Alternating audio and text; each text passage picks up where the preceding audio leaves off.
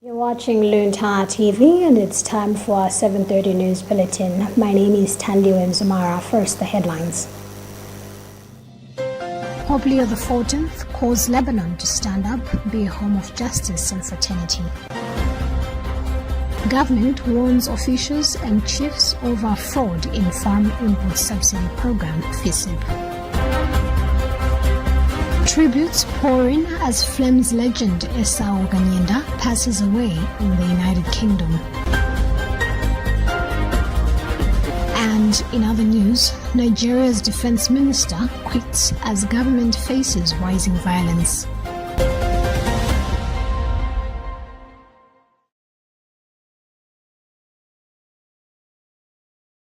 We do have the details to these stories and more. Do stay with us.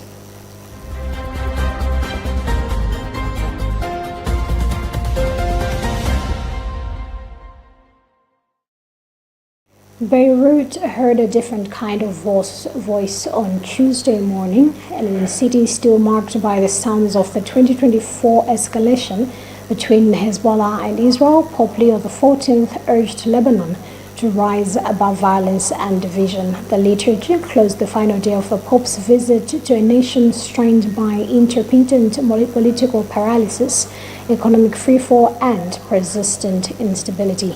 We have more details in this Catholic News Agency report read by Phyllis Chizombe.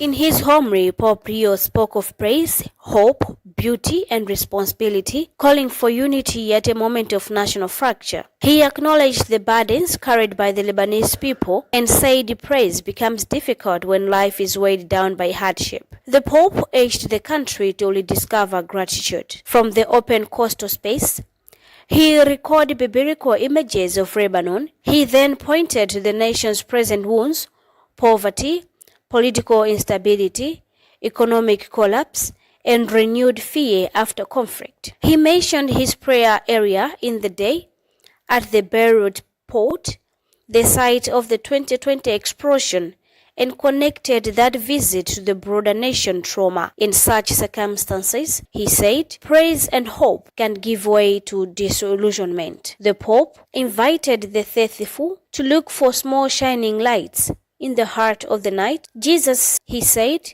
gives thanks not for extraordinary signs, but for the faith and humility of little ones. He urged the country not to yield to the logic of violence or the idolatry of money and asked all Lebanese to work together. At the end of Mass, the Pope offered a spontaneous prayer for peace in the region and the world, calling on Christians of the Levant to be artisans of peace, heralds of peace, witnesses of peace. In brief remarks, the Pope recalled that site of the port area that morning and praised the resilience of the Lebanese people. He urged all to choose peace as a way, not just as a goal.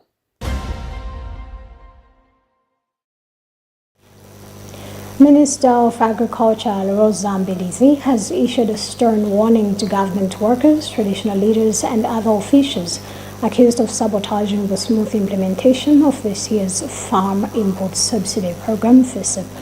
Addressing journalists in Lilongwe on Tuesday, Mbelizi revealed that the ministry has received multiple complaints from various districts indicating that some suppliers are demanding extra payments from beneficiaries. She further disclosed that nearly 3,800 government employees illegally added themselves to the beneficiaries list, while other cases involve fraudulent practices by agricultural extension officers. We have more details in this report read by Charity Chilanga. According to Mbelizi, some extension workers were found in possession of beneficiary IDs belonging to individuals outside their designated areas, allegedly to acquire subsidized farm imports unlawfully. She has since called on all stakeholders, including local authorities and civil society partners, to support efforts aimed at ensuring that this year's program is implemented efficiently and transparently. The progress as of now is quite good. I'm satisfied with the progress. As you are aware, we started late. We came in during farming time, so we had to go through the procurement processes and the necessary approvals. Fortunately, the president was very quick to direct that FISIP should, one, go ahead, and two, we should increase the number of beneficiaries. So progress is good. We are now at 17% in terms of distribution of the fertilizer and 12% in terms of redemption by the beneficiaries. It is my hope, and I think by end of 2 weeks we should have made very substantial progress on both sides. On his part, the Minister of Local Government Ben Perry said all traditional leaders implicated in corruption or malpractices will face disciplinary action in line with the laws governing chiefs. We at the local council have got a responsibility to execute, to make sure that the guidelines as set by the ministry is done. Local authority is in our hands, therefore the ADCs, the VDCs and the like are with us. So what we're doing is two things. One, you are aware that we dissolved the ADCs, the VDCs at some point. Where the ADCs and VDCs are yet to be put in place, we have provided other measures to make sure that, as guided by the Ministry of Agriculture, transparency is there and open choice for the beneficiaries is done. All that has been put in place, and I can assure you that the councils are very ready. And when it talks about the program to have rolled, I can assure you the councils have played a part. Launched on November 12th in Mchinji district, this year's Affordable Inputs program is expected to benefit 1.1 million farmers nationwide.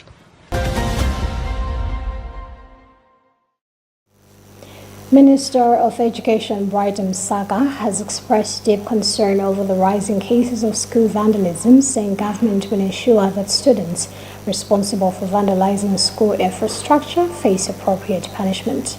He made these remarks in Parliament on Tuesday in a response to a comment from the First Deputy Speaker, Honorable Victor Musoa MP, on the recent destruction of school property by students.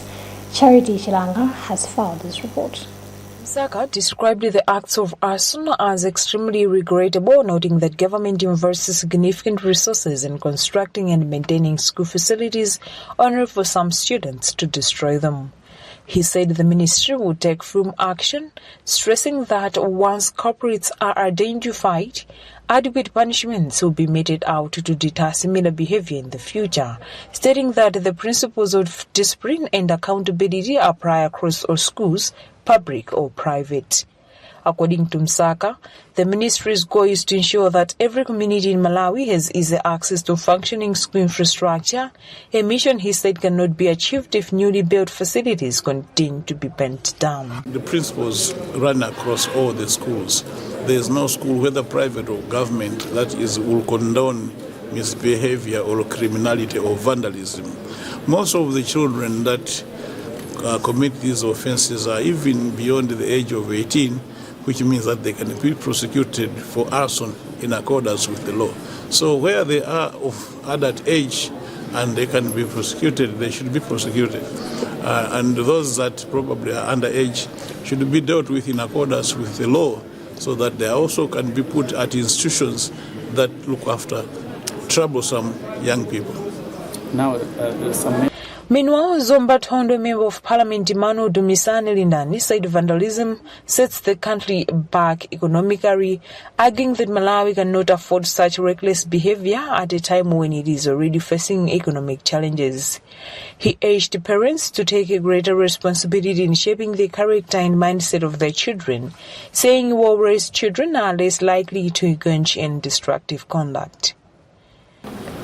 Generally, I'm convinced because I requested for construction of schools in two different places, and the good thing about it is that those places have land already identified for the same, so it would be easy. Because I remember previously the responsible minister, Honorable Brighton Saka, the Minister of Education,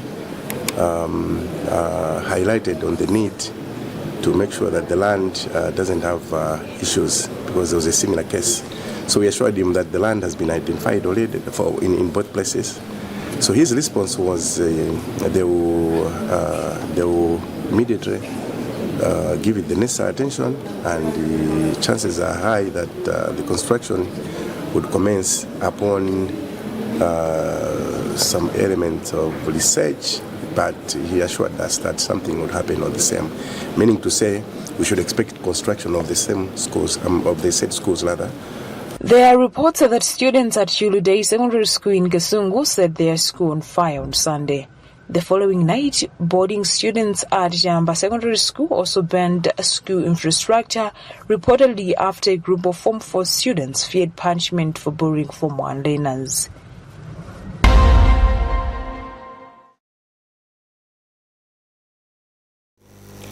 Government, through the Ministry of Gender's Principal Secretary for Administration, Oliver Kambambe, has announced plans to launch the National Children's Commission, NCC, a legally established body that will coordinate and monitor all child protection efforts in the country. Meanwhile, NCC Chairperson Lilongwe Archdiocese Auxiliary Bishop Vincent Mwakwala has said that the forthcoming launch of the commission will close long-standing gaps in coordination and enforcement of child protection efforts across the country. They both were speaking during a press briefing held in Lilongwe at the National Children's Commission's offices. Gift Kalonga was there and he reports. Speaking during a briefing in Lilongwe, Principal Secretary for Administration in the Ministry of Gender, Children, Disability and Social Welfare, Oliver Kambambe, said the conference was held to inform Malawians about the upcoming launch. He explained that although several institutions have been handling children's affairs, the Commission, legally established in 2019 and amended in 2022, will serve as a main coordination center for child protection, management and development. Kambambe said the government will fund the commission as required by law, adding that the body will now operate openly after completing initial internal setups. He emphasized that the commission will help harmonize activities related to child health, education and safety, ensuring a unified approach to safeguarding children's rights. Established coordination center. The Commission will be responsible for the coordination and harmonization of all activities that pertain to the protection of child rights, but also ensuring that our children are provided for in health, education, and their safety as well. Auxiliary Bishop for the Lilongwe Archdiocese, Vincent Mwakwala, welcomed the move, saying it will close long-standing gaps in the coordination and enforcement of policies safeguarding children. He added that the Commission will also mobilize resources and ensure transparency in interventions aimed at promoting children's welfare. Bishop Mwakwala noted that despite existing laws, cases of child abuse, including defilement, remain high due to low awareness and weak enforcement. He urged stakeholders to work together to raise community awareness and ensure that perpetrators are held accountable. The main intervention for us as a commission is to ensure the coordination, because there has been a gap, So there are so many players out there, but there's no coordination and also no monitoring of what they're doing. So we have, organizations that are working, but they're not well monitored. So we need to be there as a commission to ensure that they are, doing their given mandate, and also they are using the resources very well and they're transparent. Moreover, we also lobby for resources for children. In the budget, sometimes there's not enough money for children, and children are not given even space to express themselves. So that would be our priority areas as a commission. The main event of the launch of National Children's Commission, NCC, will take place on 16th December at Crossroads Hotel in Lilongwe, and the guest of honor will be Minister of Gender, Children, Disability and Social Welfare, Mary Tom Navicha. For Luntha News, this is Gift Kalonga.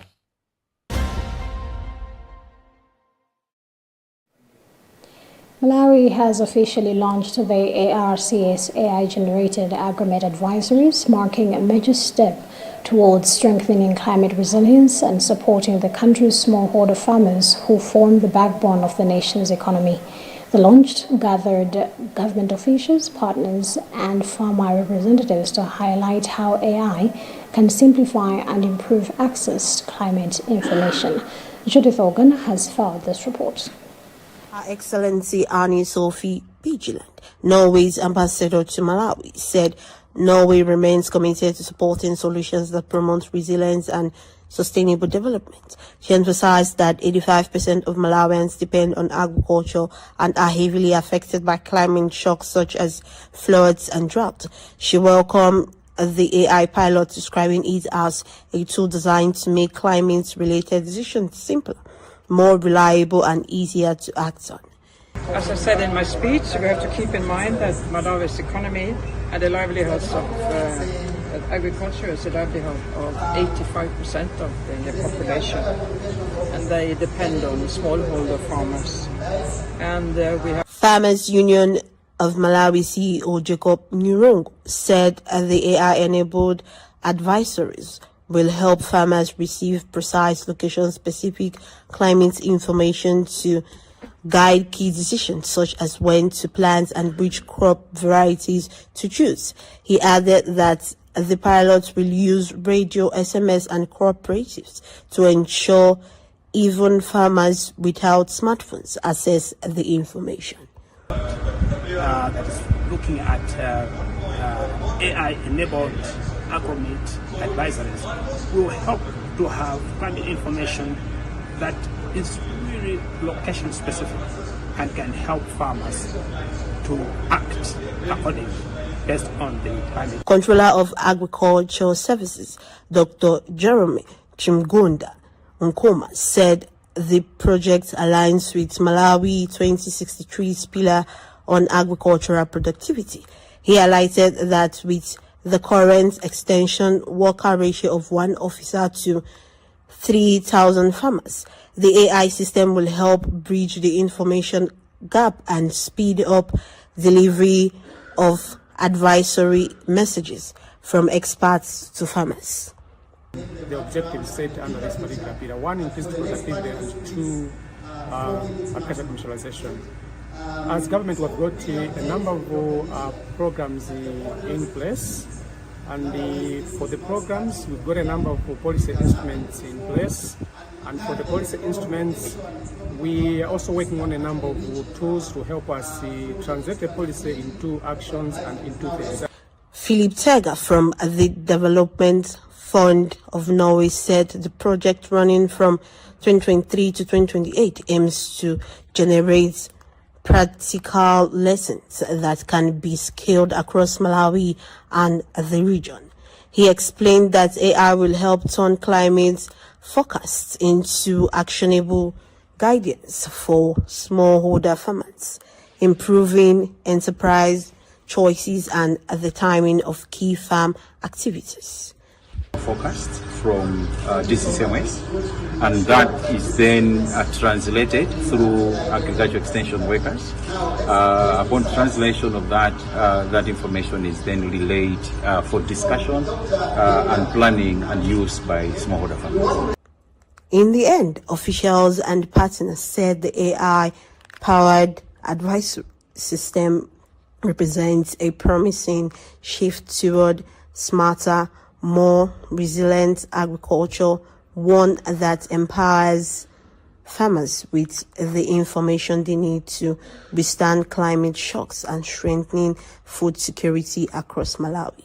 For Luntha News in Lilongwe, this is Judith Organ.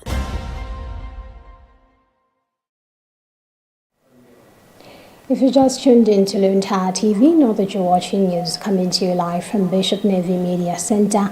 And today with me, Tandy Wemzumara. Before we proceed, let's have another look at the headlines. Pope Leo XIV calls Lebanon to stand up, be a home of justice and fraternity. Government warns officials and chiefs over fraud in Farm Input Subsidy Program, FISIP. Tributes pouring as Flames legend Esau Ganyenda passes away in the United Kingdom.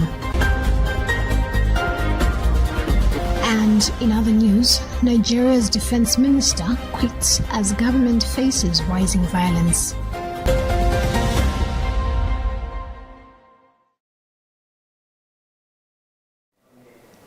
Proceeding with the news, Minister of Finance Joseph Mwanamveka has commended Airtel Malawi for its 300 million Malawi kwacha donation towards government efforts to buy maize for communities hit by recent disasters.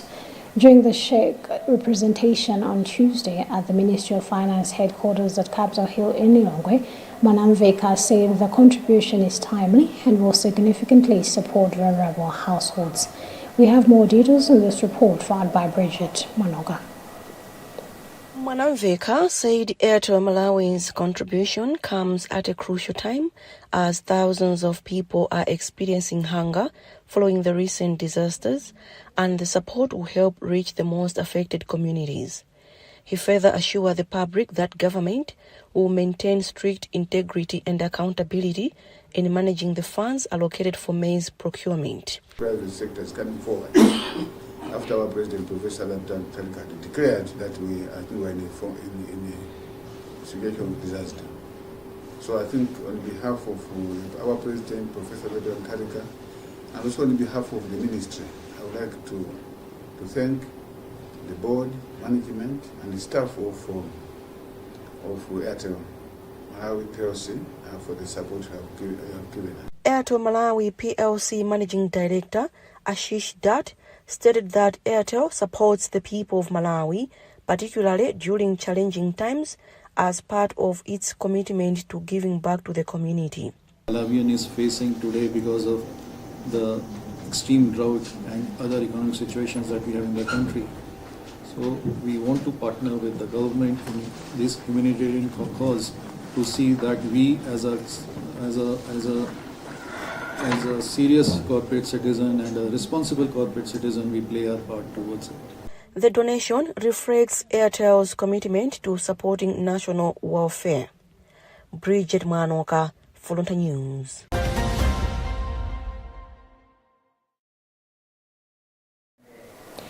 Redzone Finance Director Ivan Zapasu says the country's smart taxi app launched last Friday is opening new opportunities for Malawi's youth by linking passengers with drivers nationwide. According to Zapasu, the platform has already created more than 300 jobs, comprising 120 youth ambassadors and over 200 drivers. He has also announced that the company expects to bring in 100 electric vehicles next year, a development set to further expand employment opportunities. Here is part of what he had to say. The company is limitless because what we are promising is countless. As a company, we've been present in the Malawian market for about 2 years. We've done research, we've done visibility studies, we've collected data, we've analyzed data, and then we came up with the Rhizome app finally. So this is an app built on research, data, and robust technology. We are promising that at no point would we have a failure of this app because of the things we've put in place. Now, as young people, we believe the future belongs to us. As we are talking to you now, we have about 125 people employed from the various universities that are ambassadors or marketing agents that are going around to preach the good news of Rhizome to the students. As our staff strength, we have about 20 people currently actively working with us as Rhizome. For the drivers, we have about 200 of them that are already here, have been taken through registration, training, and are online. And day in, day out, we keep recruiting a lot of them to take them to training. So what we are promising is heaven, and it takes all of us the efforts to get there as a company.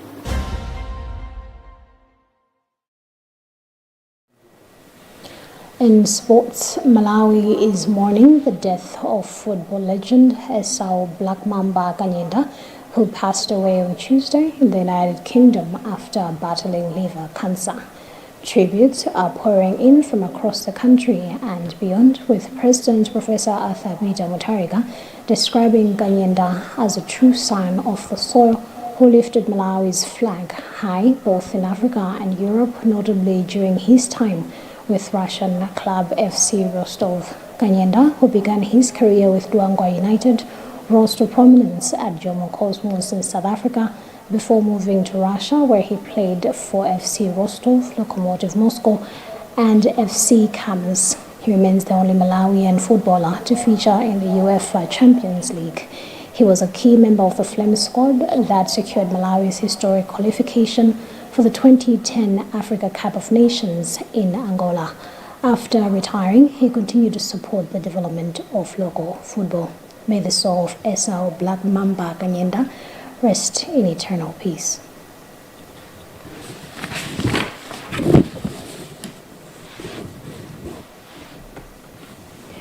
Now, moving on to the news from across the border. Nigeria's defense minister has resigned, citing health reasons. President Bola Tinubu's office said as the West African country faces a surge in mass kidnappings that have put a spotlight on the government's efforts to tackle rising violence.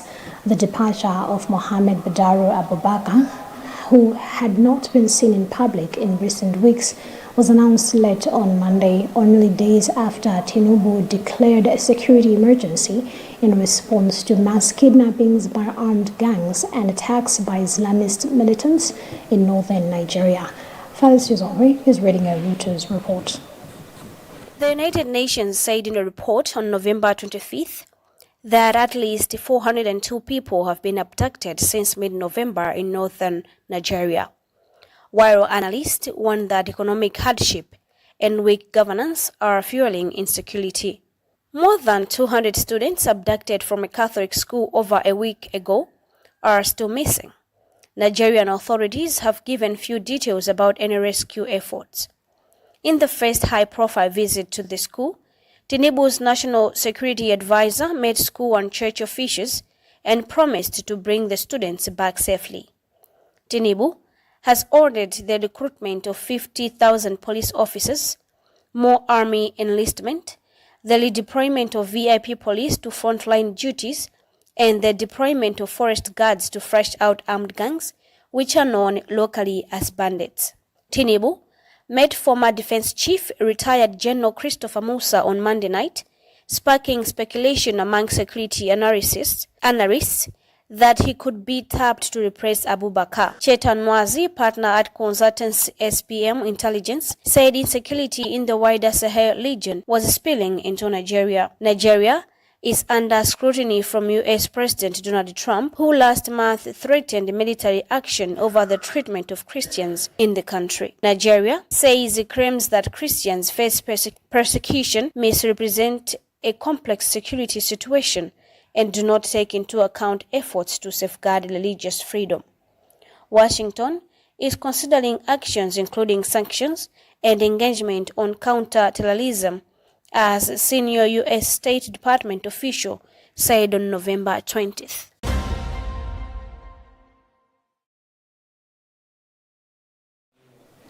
And that also brings us to the end of what we had for you in this edition of our news bulletin. But before we leave, here's a reminder of the headlines. Pope Leo XIV calls Lebanon to stand up, be a home of justice and fraternity. Government warns officials and chiefs over fraud in Farm Input Subsidy Program, FISIP. Tributes pour in as Flames legend Esau Kanyenda passes away in the United Kingdom. And in other news, Nigeria's defense minister quits as government faces rising violence.